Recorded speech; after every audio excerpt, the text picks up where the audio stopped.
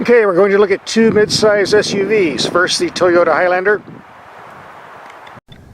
And we'll be looking at the Highlander price equivalent, the 2014 Nissan Pathfinder. Now we'll take a look at the Toyota Highlander. This is based on a car chassis, which is why they call it a crossover. But it is capable of off-roading. It's got good ground clearance.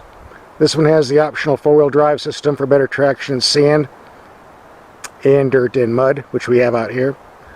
There's a bit of overhang in the front bumper, but not enough to worry about unless you're taking real deep dips. Base engine is a 4-cylinder putting out 187 horsepower, rated at 20.25 to the gallon. It's more than adequate for general use, but for off-roading or four-wheel drive, you need the V6, putting out 270 horsepower, rated at 17 to 22 miles per gallon, which is exactly what I've been getting. If you get the two-wheel drive, it improves 1 mile per gallon more.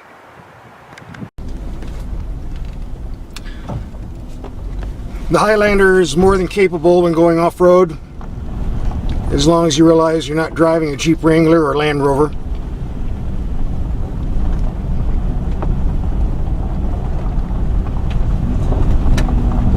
And this engine has more than enough torque for getting through ruts and mud.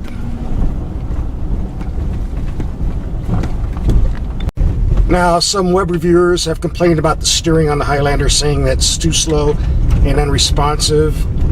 I don't find that to be true. A little bit over assisted perhaps, but I think otherwise it works just fine for me. Also, the brake pedal feel is nice and firm, and the brakes are responsive too.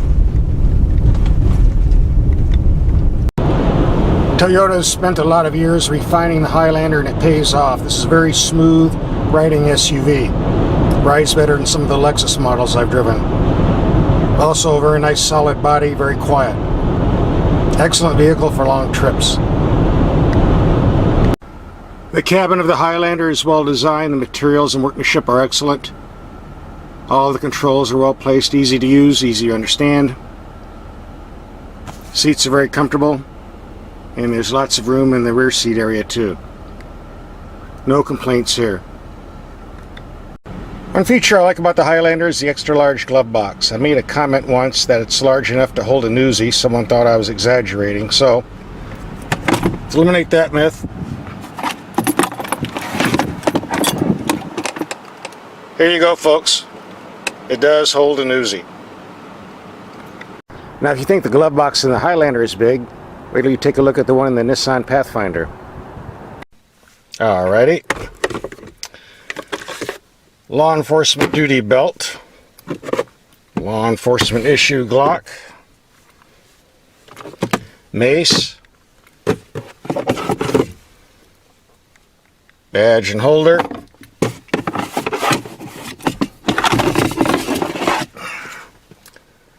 Duty magazines. And what do we have here? What do you know? The same law enforcement issue Uzi we had in the Highlander. All this stuff. I would say it's a pretty big glove box. Since we're already inside the cabin, we might as well look at the rest of the goodies in here. Very plush materials and workmanship. Very nice dash layout as well.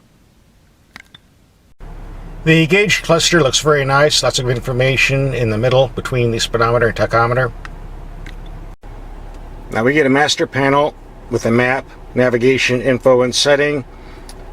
But this whole system's easy to use because, first of all, you have the radio controls separate with simple knobs for volume and tuning and buttons for the stations. You don't have to mess with the navigation screen for this. And down below, the climate control, again, simple knobs. Push auto, dual, fan speed. The whole system's very easy to use. Took me about 20 minutes to learn it all. Compare that to some of the more complicated things we get on other Japanese cars and German cars. This is a far better system. And pretty much the same one we get on the upper level Infiniti. Overall, the interior is very nice and I have no complaints whatsoever. The new Nissan Pathfinder has a reputation for having very smooth rides, so I decided to bring it out off-roading as we did the Toyota Highlander. This is a very rough road with a lot of potholes and rocks. And I must say the ride is very comfortable and the suspension is doing a great job of absorbing the bumps.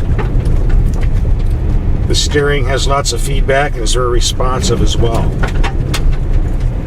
Overall, a very nice, comfortable ride. And there's enough ground clearance to cover some of these small rocks. Now, while the Pathfinder is capable of light-duty off-road use, keep in mind that there's a lot of overhang on this front bumper, as you see how close it's coming to the dirt here. So when you're taking dips, you do have to be careful. You don't want to smack the front end up. Other than that, it's about as capable as the Toyota Highlander. If you do a lot of camping, you need a vehicle that holds lots of gear. This Nissan's more than capable. Here's half the stuff. The other half I haven't unloaded yet. A nice recreational vehicle. Under the hood is a 3.5 liter V6 engine, also used in the Infinity line.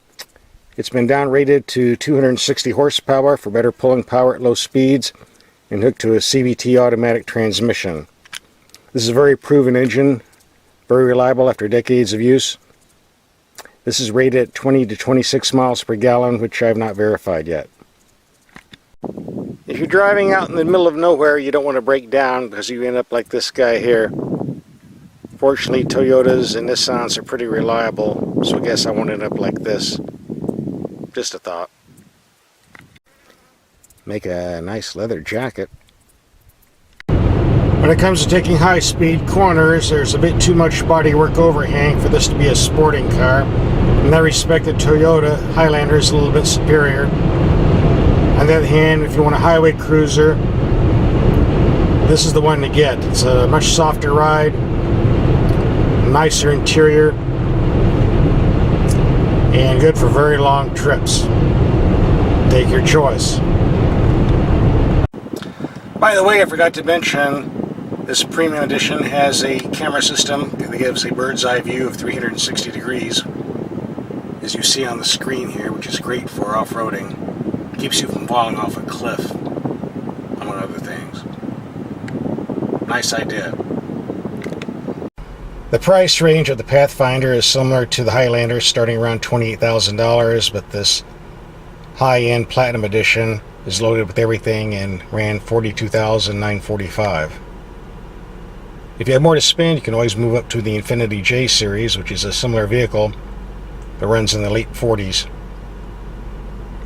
It's difficult to choose between the Toyota Highlander and the Nissan Pathfinder. Basically, they're both nice cars. It's just a matter of personal taste. As for myself, I could take either one and be happy.